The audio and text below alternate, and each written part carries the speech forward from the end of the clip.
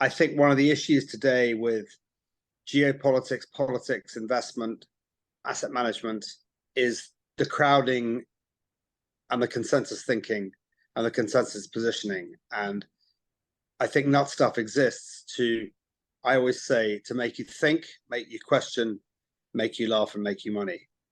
This is Dana Samuelson with the American Gold Exchange. You're listening to the Average Joe Finances Podcast with Mike Cavagioni.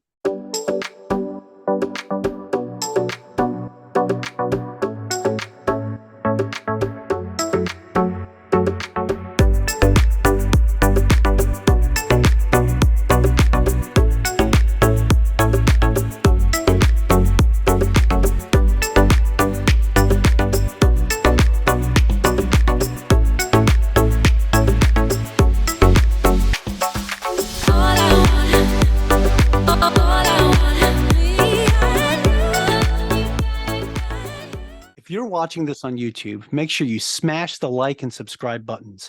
If you're listening to our podcast, go leave us a 5-star review.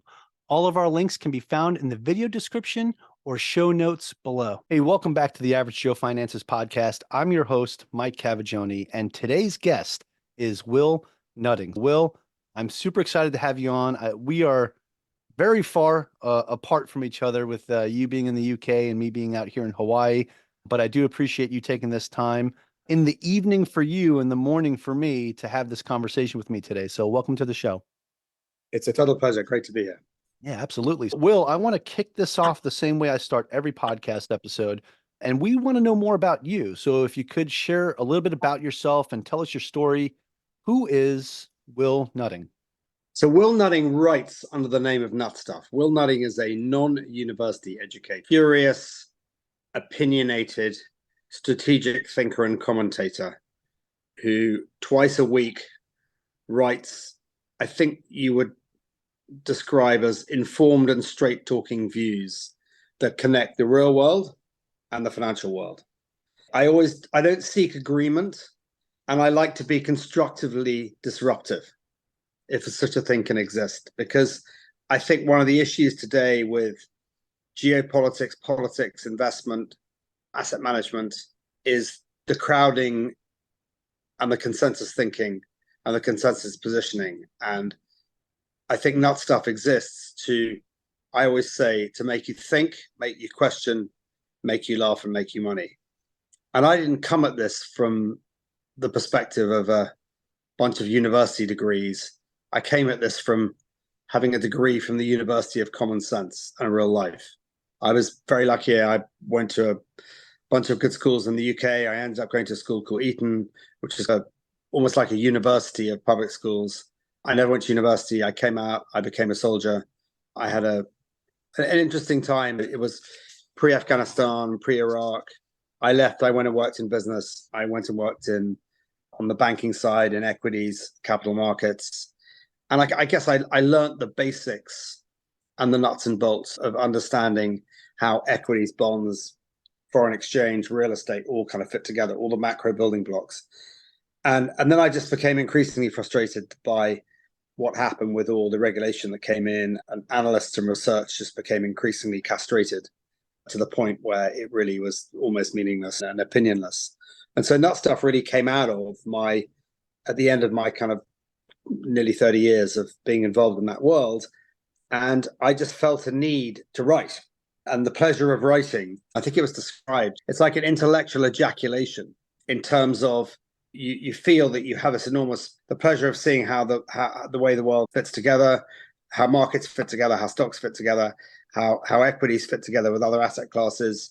You then layer on the crowding, the thematics, the geopolitics, and it's almost like that film Minority Report, where you want to have these screens and you want to be able to go, okay, portfolio in here, geopolitics in here, potential for peace in the Middle East here, potential for an extended war in Ukraine here, potential for a Trump presidency, a Biden continuation, crazy shit going on in the UK, blah, blah, blah, blah, blah. And so I guess I take pleasure in having all this stuff fit together. And I have massive bits of card that sit around in my office with charts on them and I put them on the wall and I bounce around different scenarios and I think, how would my portfolio change if XYZ happens? It's just a whole bunch of inputs. And as I say, then I write twice a week. I have a fund, which is, I don't want anyone's money. I don't want to manage anyone's money.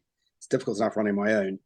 But the whole idea is to prove that I eat what I kill and I eat my own cooking. And I think it's very important in this business to eat your own cooking, because if you choke on it too often, you won't be around to cook it anymore.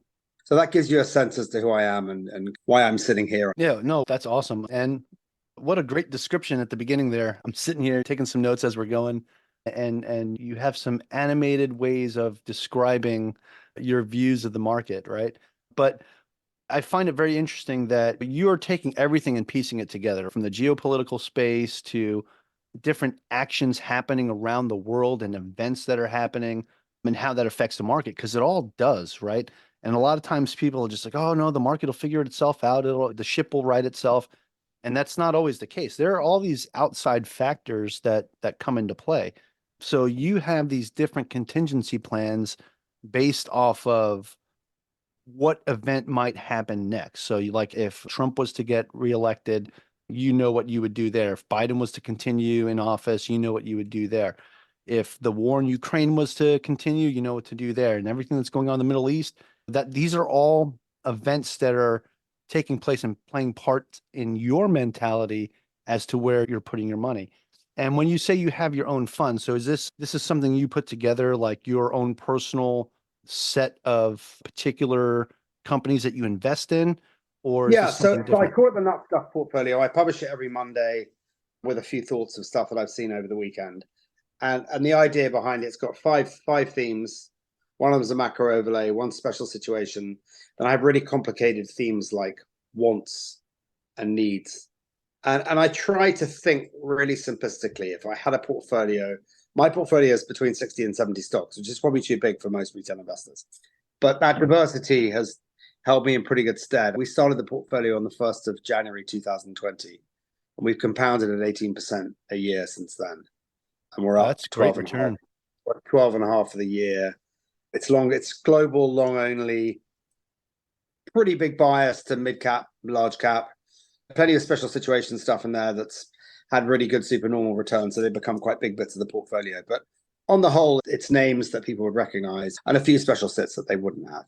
But yeah, I think to go back to what you said, which is that to me, it's almost like an old-fashioned milk float. And when I grew up, we had the milk used to get delivered on a milk float, which was actually, believe it or not, long before Elon Musk was even born, was an electric vehicle that came around and delivered milk. And on the back of it, it had milk crates, and they were colored. The milk crates were different colors. And I think of my portfolio as almost like the milk crates on the back of the cart that everyone can see. And so it's really then a case of bonds, government bonds, corporate bonds. I have no understanding why anyone would own a government bond here. I think the allocation to government bond, I have no idea why, if you met somebody that you knew was a profligate spender, that was spending more money than they earned, why you would want to have an interest in their mortgage instead of buying a share of their house. I have no idea. So simplistically, why you would own bonds versus equities, to me, makes no sense. So when I think about my kind of my milk float and how I have my stocks, I then have to start thinking about, if I have milk, do I need to have cream? So if I have AI and I have crypto and digital assets, I have to have future power, because they're connected. They go together. And where am I going to get my future power from? I can dream about hydrogen or green hydrogen, or I can dream about nuclear fission or nuclear fusion. But reality, it's effectively uranium and nuclear. So I have to have uranium. I think we've got 30 years minimum left of fossil fuels. I have to have some fossil fuel exposure. Next thing, global instability, wars. I've got to have some exposure to defense. Because if I look at where defense budgets are, I look at where defense budgets are going, I look at a deglobalization and an increase in nationalization, it's a simplistic thing of, you're going to have to learn to protect your village.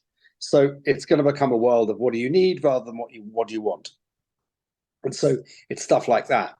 And then I guess when I think about probably the biggest overall thematic or the two biggest overall thematics in the world right now are, one is what I've described as the kind of the rise of the oppressed and the revenge of the colonized, which is a line I stole famously from Kirill Sokolov at 13D. But I was talking about it 2.5 years ago. And the other thing is, I think, is appreciating what's changed in terms of the cost of money.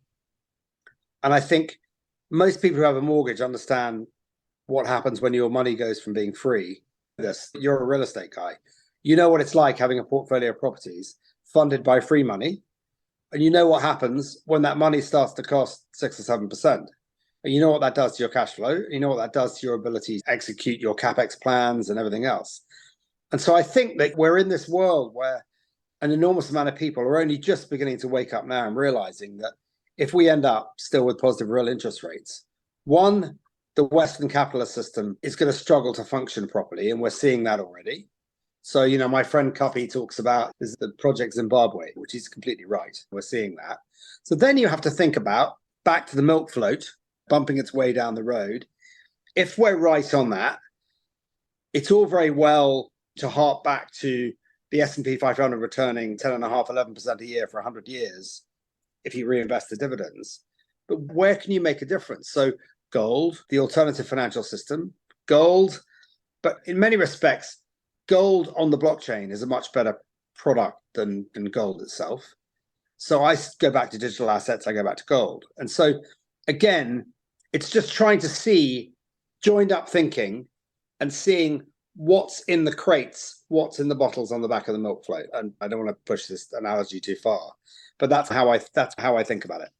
Yeah, no, it's a great analogy. I love talking in analogies and metaphors, right? Because it puts it into a perspective for people to digest it a little bit better, right? Because sometimes you can sit here and you can get into the nitty-gritty of finances and interest rates and different stocks that you're getting into and all these things that affect it. And a lot of times people get lost in that and they're like, this isn't something I want to listen to. This isn't something I want to hear.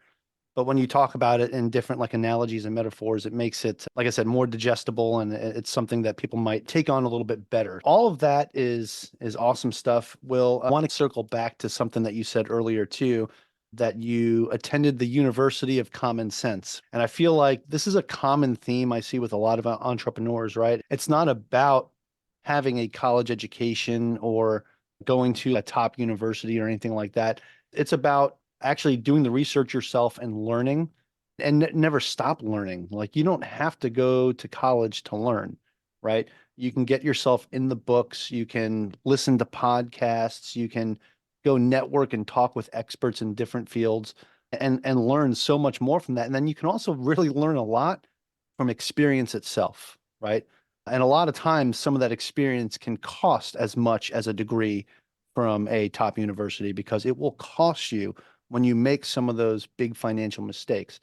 And that's why if you listen to podcasts like this, or you listen to people like Will sharing his story, maybe you learn from their mistakes a little bit too, right? So you don't make those yourself.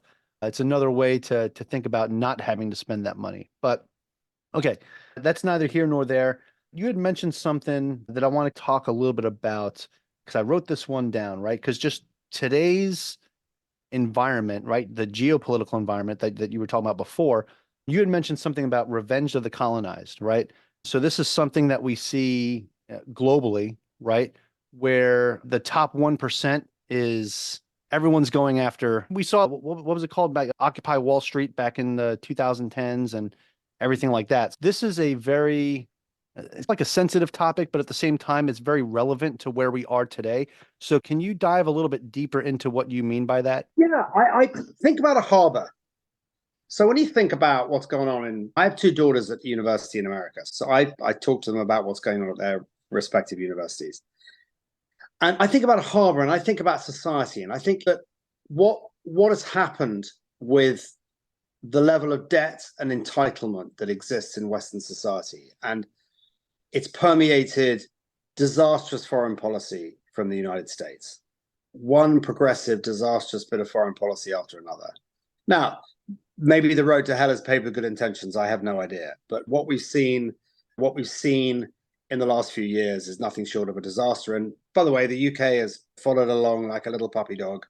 And we could talk about that in a second. But when I think about society today, if a storm hits a port, the ships in the port have got to tie up to those strong concrete metal bollards that are sunk into the wall of the harbour. And that's what the chains go around and the anchors go around. And those bollards are family values, honesty, respect, religion, the institutions and bastions of the law, trusting politicians to do the right thing, etc., etc., etc. If you rip those out one by one, okay, then when ships come into port, they have nothing to tie up to.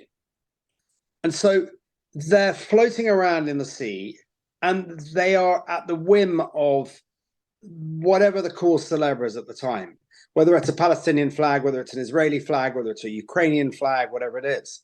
And I think the problem is in society, you've ended up with too much debt, too much entitlement, too much indulgence of minorities. I'm not talking about religious minorities or anything, but too much religion, too much indulgence of special groups, rather than understanding that actually 99% of the population just want to get on, pay their bills, be good parents, be good sons, be good daughters, be good, and not get involved in half the shit that frankly politicians get themselves stuck into. So I think you've got that on the one hand.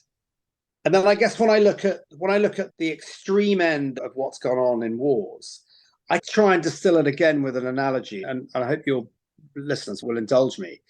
It is, I describe it as machine guns and knives. You go back 2 years, there were basically 5 nations in the world that had the equivalent of a machine gun. Let's talk at nuclear weapons. And everyone else had a knife. And so when the guys in the night with a knife in the Middle East or wherever got grumpy, America sent an aircraft carrier. They basically turned up with a machine gun, and the guy with the knife said, "Oh, hang on, you've got a machine gun, I've got a knife. I'm going to put my knife down. I don't want to have a fight." Okay. The problem you have in the world today is that lots more people are getting maybe not machine guns, but they're getting handguns.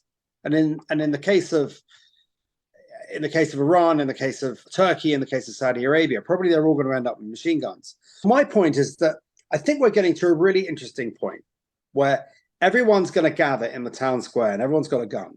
So if war kicks off, we're all going to get shot. Everyone's going to get shot. At which stage, I think that maybe weapons get put down and there is a hope for peace. And I'm seeing that in the Middle East today. I'm praying and hopefully that we see that in Ukraine as well. But I think it's, no matter what, there's some really interesting kind of thematics come out of this for society, which is a need for leadership. But also, let's not forget, there's 5.5 of the 8 billion people in the world are looking on at what's going on in all the parts of the world that we spend our focus on, going, we don't agree with you. And this isn't relevant to us. And we're getting on with doing the things that we do. And so there's a big world out there to invest in. There's some really big thematics to invest in.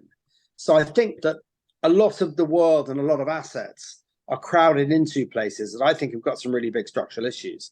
And I think it's a very long-winded way of saying, I think there's a huge amount of opportunities to be made in lots of other places. I just read, fun enough, China's 9 guidelines for capital markets, their latest piece.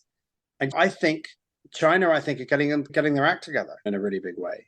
I think that's interesting. I go to the Middle East and I see what's going on in Saudi Arabia. I go to certain countries in Africa and I see what's going on in Southwest Africa, in Namibia or Zambia. I've been to Kyrgyzstan, which is near Mongolia, and I look at run-of-the-river hydroelectric projects. And there's just fascinating stuff. So if I was leaving university today, I think going and hanging out in California, going to join a tech startup, I'd be encouraging people to do something different. Okay. Yeah. Right on. It's interesting, right? Because I typically steer away from politics on this show. I hate talking politics, but I think the necessary thing to speak about here is the importance of policies and how it affects the market itself, right? And how these world events affect the market itself. So you're talking about how you are strategically looking at these different events happening in these different areas of the world, right? And how that's going to affect you and your investing principles. So yeah, yes, and I think if you look at the dominance of the Nifty 50 type investing in the US, so you look at the dominance of a Visa and a MasterCard and a Microsoft and a Google and a lot of these companies. And I think this has been the golden era of technology. It's been the golden era sure. of globalization. These were all just globally dominant companies. And I think where the politics matters, and I think I only try to really focus on the politics in as much as where it matters to markets. So put a gun to my head and say about the Middle East matters hugely for all the terrible things that have been going on there on both sides. And that we don't need to get into that. But really, what matters is whether the Straits of Hormuz are closed or whether they're not, the degree to which, if from a market perspective, that how it affects shipping. Yeah, absolutely. shipping and inflation for assets and everything else. So I think we know that playbook. That would again be something that would mean I'd have to juggle a few bottles around on the back of the milk float if things went either way. But as I say, I think the big question on the geopolitics side is that look at McDonald's in Russia. So Russia, I think a lot of misunderstanding, but Russia funding 40% of their GDP onto defense from cash flow. Russia completely unencumbered with debt, encumbered with a lot of other issues that we don't need to go into.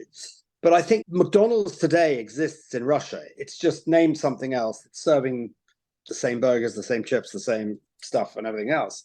They just don't have to pay the McDonald's tax anymore. Look at Starbucks. I worry about Starbucks, McDonald's, these types of globally dominant US companies. And if my point about 5.5 of the 8.5 billion people in the world are looking at the US going, we're liking a bit less about how you're reacting. And to be honest, it's not really relevant to us and we want to get on with our lives. I just wonder whether these companies don't become a bit less relevant. And actually, just as individual nation states spend money on defense and spend more money on shoring up their food supplies, and they spend more money on making sure they have the right needs, I wonder whether they don't turn their back, if they're capable of doing it, on the dollar. And they also turn their back a little bit on these kind of iconic companies. And so I guess that matters to me, because when I look at where everyone's invested, I look at where the weightings are in all the indexes. The laziness of being in the Nifty 50, the laziness of being in the big 7 companies in the US, I think is still very much there. And so I like the concept of, if I was talking to somebody in a bar about portfolios, I quite like that concept of when I know where the bucket of market capitalization is. And I have found a shot glass. And I really like the idea of sitting there with the empty shot glass, knowing that the bucket is going to slop into my shot glass. And that's very often what happens. We've done it we had it really with coal 3 years ago in coal stocks, which the world had given up on and Wall Street had given up on. And then actually latterly, we've had it with marijuana and cannabis stocks this year, which has been exactly the same, which is we were sitting there with a bunch of positions in the ETFs and the stocks, and all you needed was a slight change in sentiment. And these things were so underowned and so forgotten and so badly researched. We've suddenly just had a phenomenal amount of alpha from these things. So I'm constantly trying to look for the other side of these trades very often. And that's what kind of keeps me intellectually stimulated. Sure. Yeah. So intellectual stimulation is one thing, but then how you react and respond to these different things is also another thing. Will, something I want to ask you, because as you're talking about, I was thinking to myself, with so many different factors coming into play with how you make your decision on how you build your portfolio, what kind of digital assets you might want to be investing in, and all those different things, how do you protect yourself, or how would an investor protect themselves in an ever-changing environment like we see today? And I also want to caveat that with, in terms of U.S. companies, with how you described what's happening right now, the less reliance on the dollar, and potentially there's been a lot of talk of the dollar not being the standard currency anymore. With that potential happening, with we already have some countries doing that, right? Oh, look, Zoom gave a thumbs up, but we already have some countries doing that. And I think something like that is something everybody should keep into consideration with whatever they're investing in, whether it's real estate, the stock market, if you're investing in businesses. These are things you need to pay attention to. But how does somebody protect themselves and protect their assets? So how do you protect yourself? I guess I think two things. One is, I think, with some diversification. And I think two is what I call taking the dog for a walk, which is that you have to know where you're going. And the difference between an investor and a trader is it's the difference between the dog and the guy who takes the dog for the walk. So you leave your house, you have the dog on a lead. It's one of those leads when you press the button and the dog comes back on the lead. And you leave the house and you let the dog off the lead, and it goes and runs behind a lamppost and does what it does and runs behind a car, and it goes backwards and forwards and everything else. And by the time you got to where you got to, the dog's run 2.5 miles and you've gone about 600 yards. So my point is, you either run around like a dog, chasing crypto up and down and chasing stocks up and down and chasing things up and down, or you say, I know where my walk is starting and I know where my walk is ending. So I think you have to be willing to take a 3, 5, 10 year view, okay, on things. And you either say to yourself, I'm looking for a 7% return. I'm going to have a 7% return a year for 10 years. So I'm going to have a bit of a dividend and a bit of capital growth, and I'm going to double my money in the next 10 years. The thing is, I think for most of the younger generation who don't want to own cars, they don't want to own real estate, if I say to my daughters, here's $10,000, they're going to look at me and go, wow, Dad, that $10,000 is going to be worth $20,000 in 10 years' time. It's just not exciting for that generation. So I think it comes down to your risk profile. But as I say, I think you've got to try and work out where you're going, and then you have to try and work out what the signposts are. And once you know about where you're going and what the signposts are, and I do this on big bits of card, right? And I do it for my investment thematics.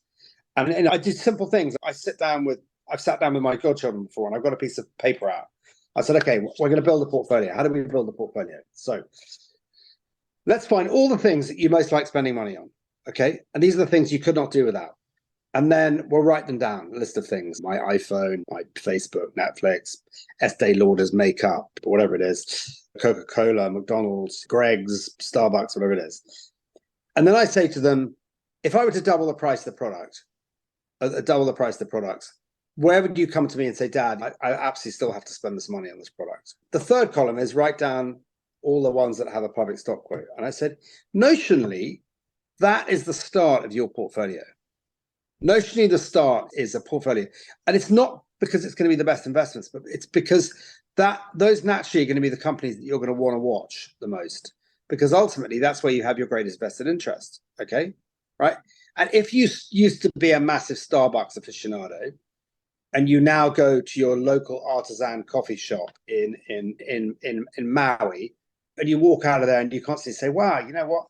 It's just the coffee here is so much better, and that Starbucks is filthy and the food's horrible in the airport and everything else.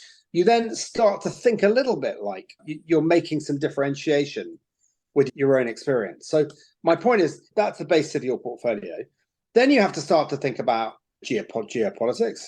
You then have to start to think about, you know what, actually, I love crypto. I find crypto interesting. I think it's relevant in my life.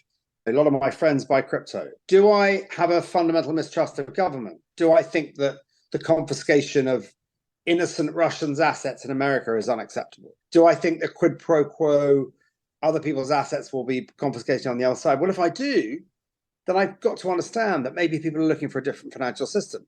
So what's the best way to play a different financial system? Is that gold? Is that crypto, et cetera, et cetera? And so I just start to think about I tried to think about 8 or 10 assumptions that are 3, 5, 10 year assumptions.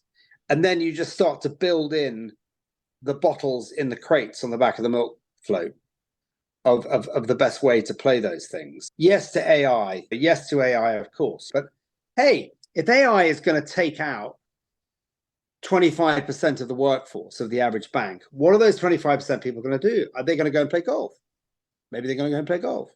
If they're going to go and play golf, what's the best way of playing golf clubs or golf balls? I'm just trying to connect the dots to some of these thematics. And so to me, it's like, it's a real world. It's what I describe in Nut Stuff, which is it's where the real world meets the financial world. And I think you're just trying to have to work out what journey you're on and where you're going and what the signposts are. And those signposts you can have in different sectors and different themes. Yeah, no, absolutely. What you're talking about too is this is also like a psychological perspective, right? Of what your thought process is with these different events that are happening, right? How does that affect how an individual might want to invest their money?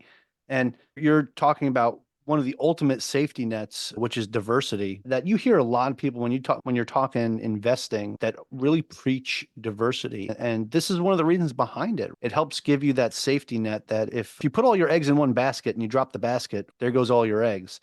But if you have all your eggs in multiple baskets and you drop a few, that's fine. You still have all these other eggs. And I think that's It's like a hurry. It's like how you live with the weather, right? If it's going to right. be a really sunny day, then there are certain things in your house that you own, that are going to benefit from that sunny day. If you know that it's going to be a really bad storm, there are other things in your life that you have around you that are vulnerable. And the point is that you don't ever have everything as a bet on sunny day or rainy days. The skill is the barbell portfolio, growth, highly correlated, uncorrelated. And I know these are buzzwords that people use, but in nut stuff, I really do try to stay away from the kind of the bullshit financial talk. And I try to use a lot Yeah, of analogies. I like that. I like that. And I do try to explain to people how those things work. Yeah, no, that's great because the name of this podcast is the Average Joe Finances Podcast. Getting around all of that financial speak, right, is one of the things that I love about doing on this show, because it is for the average person, right, that wants to either start investing or figure out what path is best for them to go down. And they get multiple strategies that they get to learn from this show, from the diversity of guests that I bring on. So I really appreciate your perspective and how you share things. So I really think that for people, if they check out Nut Stuff, that's going to really broaden their perspective and get a different side and see how you think about these things. Because you said you write, was it twice a day or twice a week? What was that? No, twice a day. Jeepers, no. Twice a day. I write twice a week. I write twice a week. Okay, okay. Week. And actually, for investors, it's quite useful because I would normally publish at about 10:30 a.m. UK time. So it's at the time when someone's waking up in Greenwich, Connecticut and wiping the ice off their windscreen. And so for kind of retail brokers and institutional guys and just investors in general, you get a sort of early, you normally get an early, I normally write on a Tuesday and a Thursday or a Wednesday and a Friday. It's roughly how it works. But I just wanted to go back to what I said about the diversification, which is that, again, if you're sitting with the average Joe in the pub and everyone goes, I love AI, and the other guy goes, I hate AI, you're having that bet between the carbon of humans and the silicon of AI. The interesting thing about that debate, of course, is that the big ultimate blockage is what we talked about at the beginning of this podcast, which is that it's power. The limiting factor is the ability to is semiconductors, and it's the incredible cost and power needed to develop faster and faster semiconductors. But the great thing about the human brain is that all you're going to do is basically give the human body food.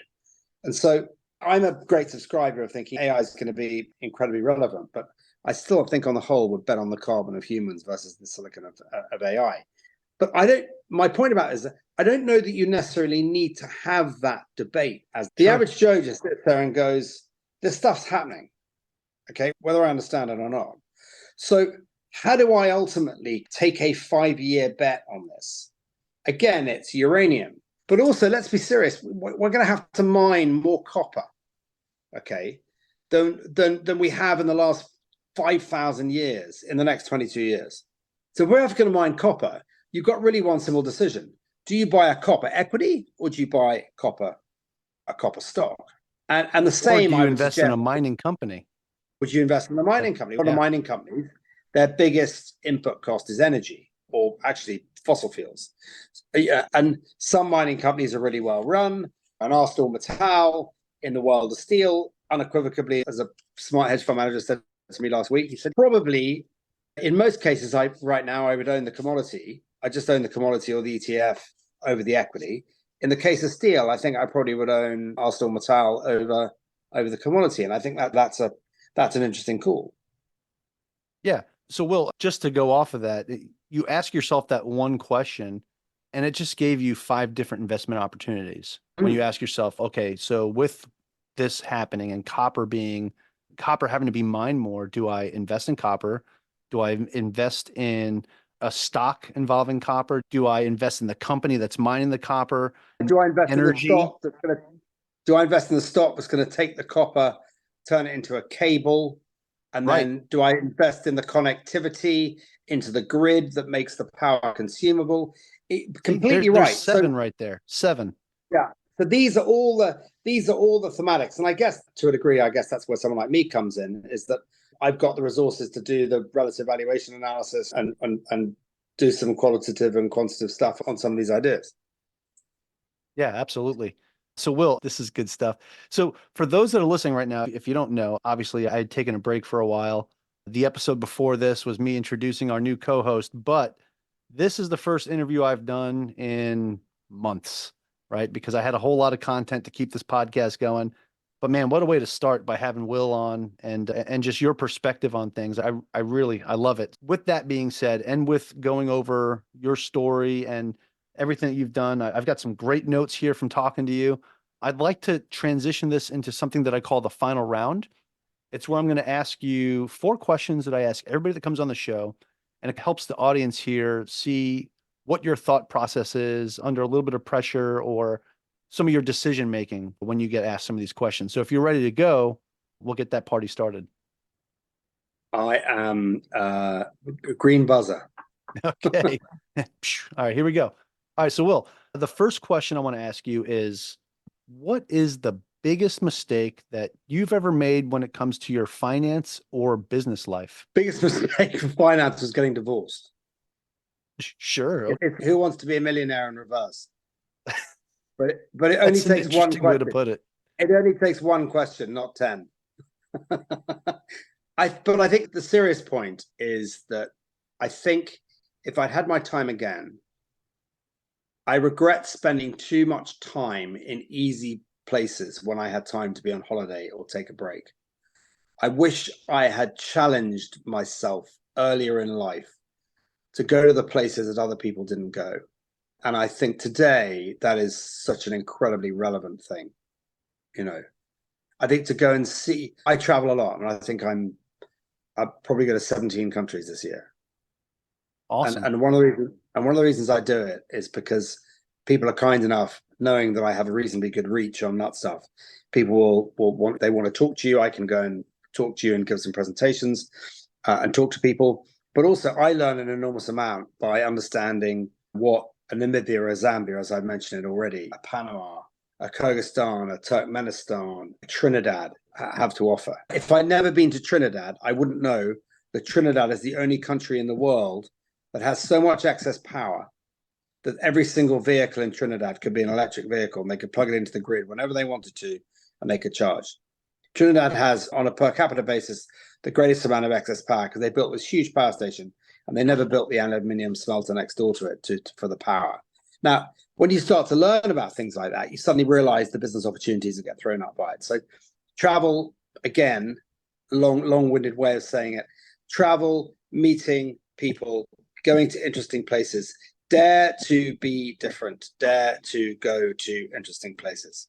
Yeah, absolutely. That's great because that's going to tie in perfectly to this next question. And Will, that is, what is something that you've learned that you wish you knew when you first started out?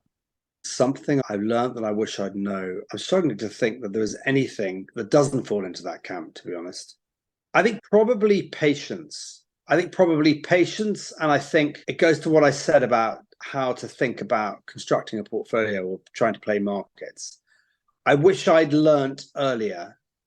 I wish I'd had an opportunity to sit down with somebody who explained to me, a bit like going on a walk, where I was starting from, where I was going to, and how to think about the journey.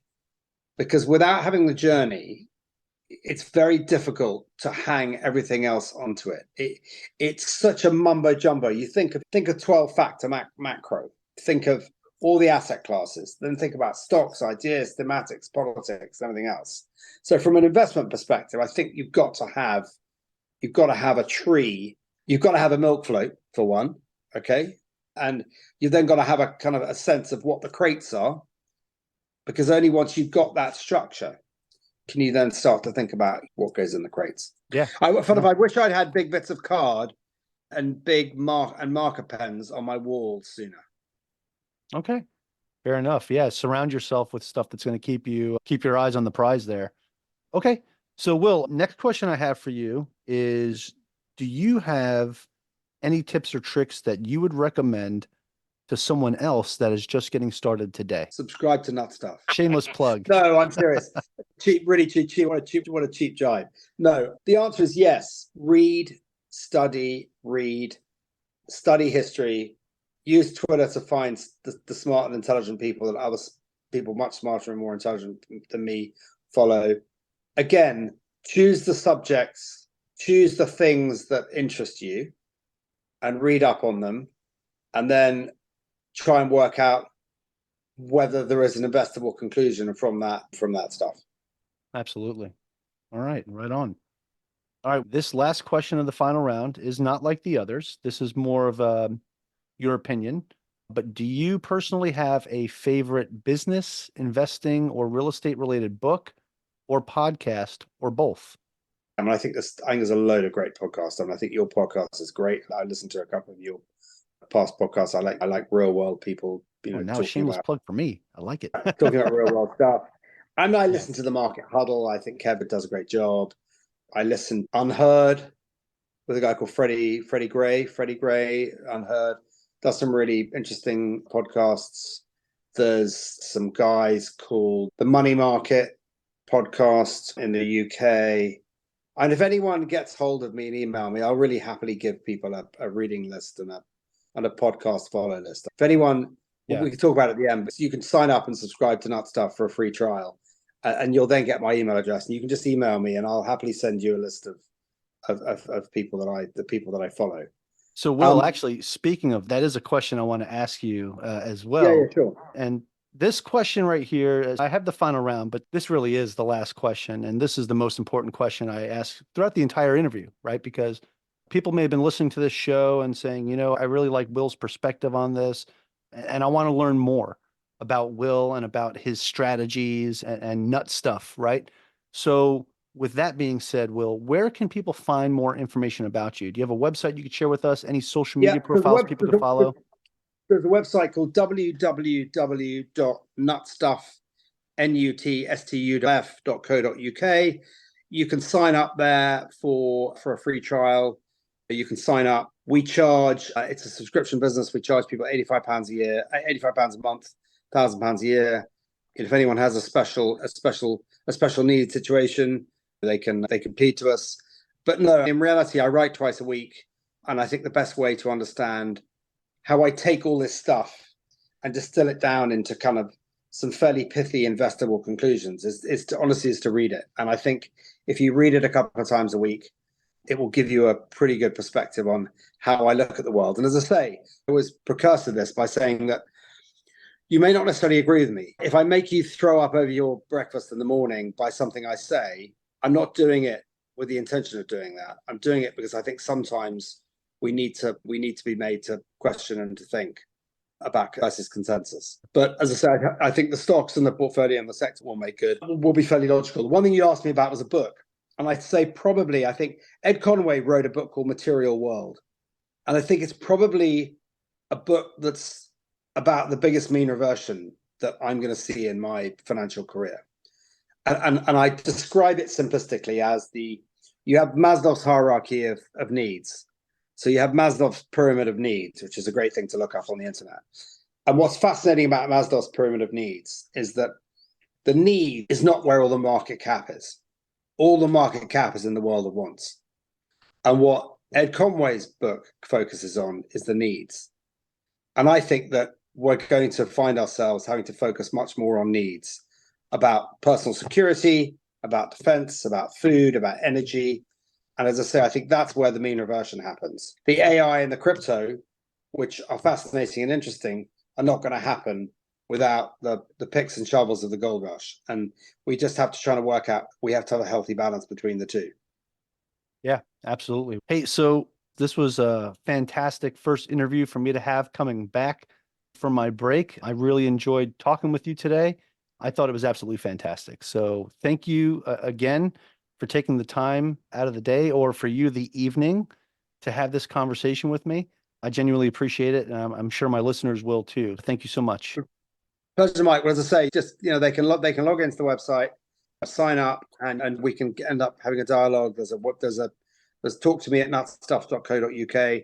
You can email me, and I'll happily chat and tell you what I'm thinking about stuff. Absolutely. Hey, everybody, reach out to Will, ask him any questions, and subscribe to his Nut Stuff, because he's got some great perspectives here. Might help you out with whatever you're trying to do. Again, this has been fantastic. I also want to say thank you to all of my listeners. I want to thank you so much for joining me and our special guest, Will Nutting, on the Average Joe Finances podcast today. Go leave us a 5-star review and tell us what you liked about today's episode with Will. Aloha from Hawaii, and have a great rest of your day. Thank you for making it to the end of this episode. Greatly appreciate you being here with me today on the Average Joe Finances podcast. If you haven't done so yet, make this the episode that you go leave us a 5-star rating or subscribe to our YouTube channel. The Average Joe Finances podcast is for informational and entertainment purposes only. Have an outstanding day.